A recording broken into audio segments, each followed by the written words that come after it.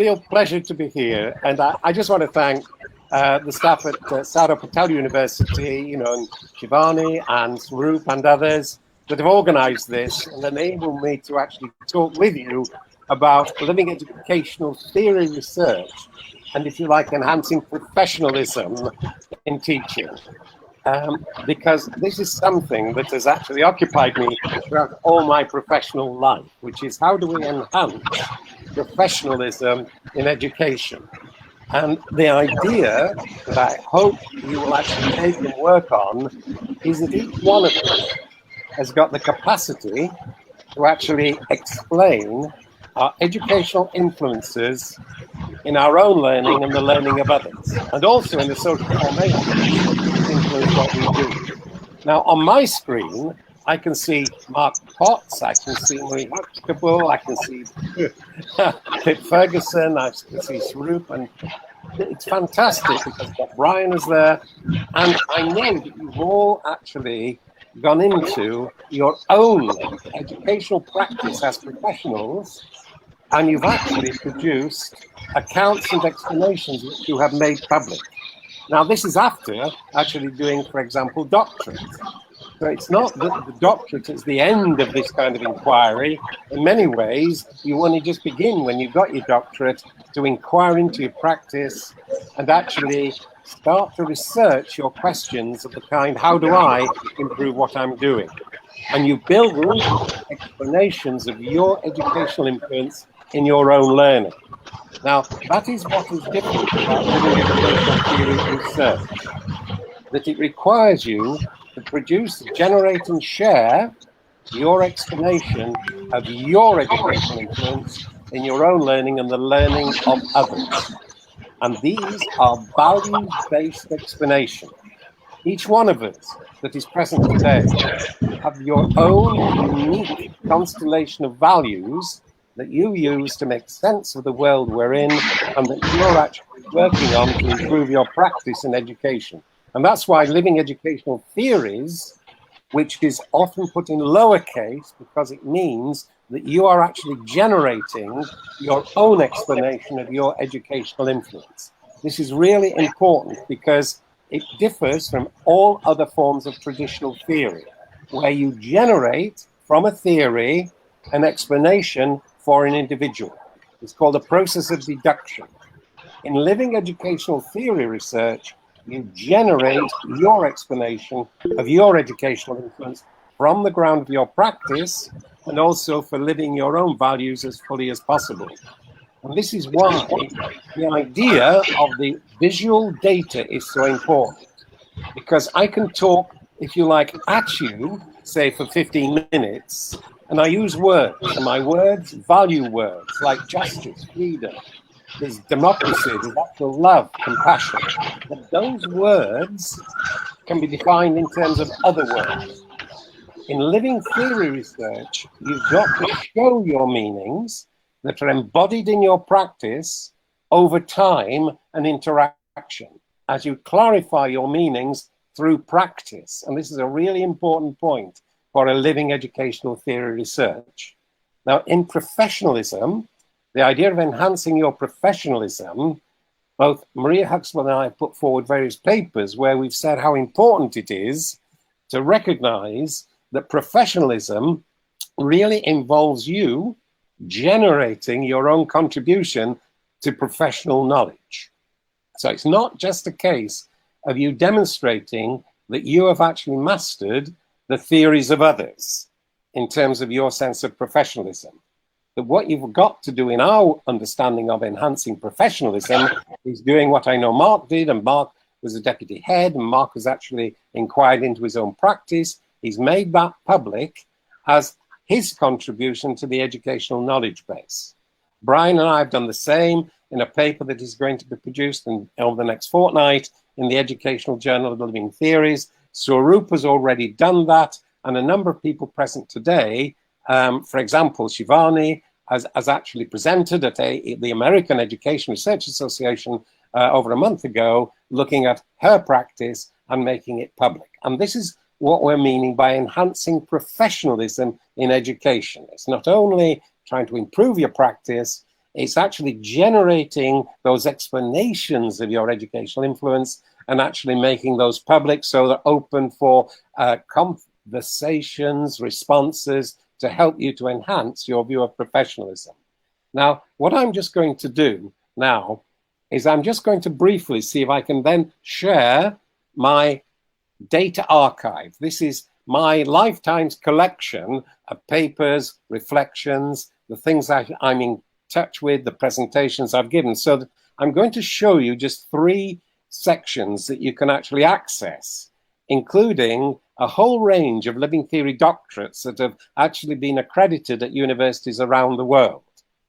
I'm going to show you how you can access the Educational Journal of Living Theories. Also, what are called living posters that I do encourage you all to produce and share as a way of getting us going. And Swarup's poster will be there. You'll see the Indian group where they've just recently put that up. And I'm trying to encourage you to actually see that you can actually join this global community of living theory researchers by sharing your own living posters. Now, what I'm going to do is actually just present now, and I hope I do this. Let's see if it comes entire screen. Okay, I want to allow screen, entire screen. Let's come. Okay, allow. Okay. Okay, now I think you can actually see the archive. This is my own personal data archive. It's called, you can access http, //www, and it's actionresearch.net. Now, you can access a free copy of my book on living educational theory by clicking on here. We've just literally half an hour ago finished this one here in Croatia with a similar topic to ours, enhancing your professionalism through living educational theory research. You can access the paper there. You've got this one today where the paper can be accessed here. Yesterday, Swarup presented, and also Marie, about educational conversations. So all of these are available that we've been giving over the past 2 or 3 weeks. Now, I want to show you first the living theory posters. You can access these and see how to contribute by going into here about how to create and share your living poster. Here are all the details of what to do and how you can share them. If you go into, for example, the most recent one, the Indian research group, you've got here Shivani, you've got Swarup, you've got Nima, you've got a group of you, and more of you can submit your living posters, and we can get our conversations going and being sustained from your own local contexts. And this is why Sardar Patel is so important, not just within India, but globally, because of the life skills education program that is being developed at Sardar Patel. And as Swarup says, it is a decisive approach to break the cycle of poverty, abuse and oppression of the vulnerable and marginalized. It is a form of education which has the power to transform societies. Now, it's these kinds of values which I'm urging you to put into your own living posters, and also then go further than that and actually produce, if possible, your own masters and your own doctorates, which can look at your contribution to professionalism by professionally contributing your knowledge to the knowledge base. Now, I do hope you will access all of these. You can browse through them and you look at where people have come from. This was Middlesex in UK about research in America. University of Lancaster, the very first one at the University of Lancaster, My Living Theory of International Development. Liz Campbell, Nipissing University in Canada. And this one has got love and being loved into learning as an explanatory principle which is accepted for a doctorate. And many people need to see these because they don't believe that an individual can actually make a contribution to knowledge which can be awarded a doctorate. This one here from Utrecht in the Netherlands on cosmopolitanism. Here, Nelson Mandela University for understanding the work of the community volunteer. I don't want to go on with many of these, but this was a very exciting one about creating living educational theory, a journey towards transformative teacher education in Pakistan from the University of Kathmandu, Nepal. So I'm hoping that that is one of the sections that you will access, which is the living theory doctorates.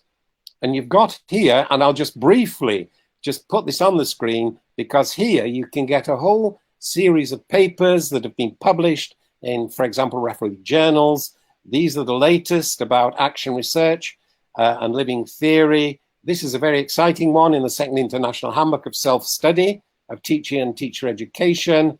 This one in Educational Action Research, it only came out a fortnight ago, which is about a living theory approach to pedagogical action research in higher education. And you can access those freely to download from that website, actionresearch.net. Now, the last thing I just want to show you, if I can, let me just see if I can bring it up, which was the Educational Journal of Living Theories. So I'll just see if I can get into that. Here we go. Okay, so you go down there on the right-hand side, and you come into the current issue of eJOLTS. And this is perhaps one of the most important things to access, which is the archive here of the whole of the issues of the journal. And if you get into that, you can actually access all of the ones from 2008. I was just showing the ones, the very first issue, that if you want something which is very exciting, look at this. Pupils as Action Researchers, Improving Something Important in Our Lives. I was showing this half an hour ago to Croatian researchers by Branko and Markia, where the pupils, 9-year-old pupils, were being shown to be action researchers in their own right, that they could actually inquire into and reflect on their own learning and their own practice. And as pedagogues, that's a term we don't use much in the UK, but in Europe, it's quite common to think of yourself as a pedagogue, and both Branko and Markia examined and explained their educational influence in their own learning and the learning of others. So what I'll do now, because I'm going to come back now and I'm going to stop sharing, excuse me, that what I'm just urging you all to do is to access those resources, but not with this sense of the sage on the stage. But I love that notion of the guide on the side, where you are going to be committed to sharing your explanations of your own practice from your ground of your educational practice with your question, how do I improve what I'm doing in my educational practice? Now, often we use action cycles, action research cycles to get us going, but in action research, there is no necessary condition to produce a validated explanation of your educational influence in learning. And that's why I tend to go from my action research, using the action research cycle, into sharing the living educational theories as explanations of our educational influence. Now, I hope that's, if you like, clear in what I'm urging you to do. In the Croatian seminar an hour ago, we had the chat facility working, and people were actually, after going into pairs, they put into the chat the values that they were willing to be accountable for living as fully as they can within their practice. And I know at Sardar Patel University on the life skills program that researchers are doing the same thing, that you're actually sharing your own inquiries. Now, I'll leave you just one thought. If you go into the What's New section of my website, you'll be able to go down to the presentations made at the American Educational Research Association about 3 weeks ago with the theme of educational responsibility. And you will see that Shivani's paper is in there as a contribution to a global network. So it's moved from Sardar Patel University, which I know has got a mission which focuses on the contribution in the Indian context. Whereas what Shivani was doing was taking the quality of the work, and Swaroop does this again, Swaroop was doing this yesterday, with students from Sardar Patel, and actually sharing the knowledge being generated by Sardar Patel staff and students and sharing it globally. And that's what I'm hoping, that you will all see yourselves as literally citizen scholars, global educators. Mark Potts is present, and Mark actually introduced the idea of living global citizenship. And he's created democracy cafes within a city within the UK. And again, the research is continuing into that practice. Swaroop has taken the ideas from Mark in Mark's doctorate and also what's happening in Salisbury. And I know Swaroop has actually developed some of those in Indian context from Sardar Patel University. Pip Bruce Ferguson is present. Pip has actually acted as an examiner, for example, for Ariane Brigani's living theory thesis, and that has been now legitimated, the first one at the University of Lancaster.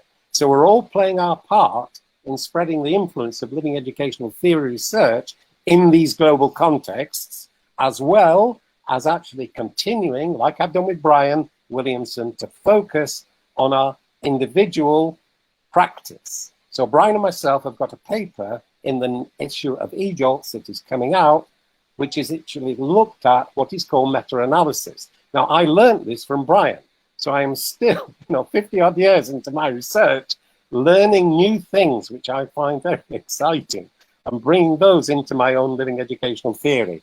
And I thank Brian for introducing me to that. And literally, Brian acted as my mentor in actually developing those ideas with me. So we've all got this opportunity now to live out our values more fully in our practice, but more than anything, it is sharing them and actually seeing that through our conversations, and Marie's paper yesterday was actually on, and also today on educational conversations, how to start these, and then sharing it on living posters, and then going as far as you like, even up to a doctoral thesis, as you develop your ideas in your practice, especially in living your own values, which you believe are counting towards the flourishing of humanity. This is really crucial. So I'm hoping in this brief introduction that I excited you to go to that data archive.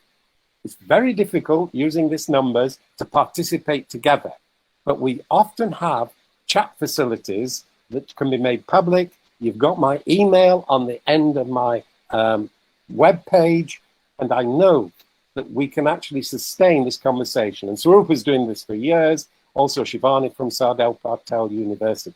And I just want to thank once again this opportunity to introduce the ideas, and hopefully we can sustain the connections in these conversations and see what's happening as we all continue to improve our practice, enhance our professionalism, but in particular through living our values of humanity as fully as possible. Okay, now my time is up, so I'm going to actually stop there and say thank you very much to Swaroop and Shivani and pass it back to them.